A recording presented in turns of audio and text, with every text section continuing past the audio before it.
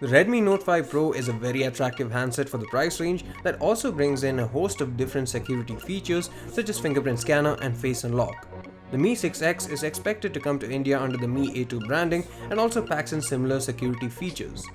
This is Sandeep from RevAtlas, and in this video we compare the unlock speeds on both. Both the devices are pretty easy to use when it comes to registering fingerprints and your face information.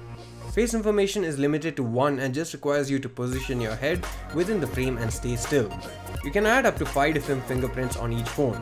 In terms of the fingerprint scanner itself, we prefer the scanner on the Note 5 Pro because it is more recessed into the casing and the difference in depth makes it easier to identify the locations much faster than on the 6X, which is more or less flat. In terms of speed and accuracy, they're both neck and neck, and the 6X is just a tad bit faster than the Note 5 Pro, but the difference is really negligible.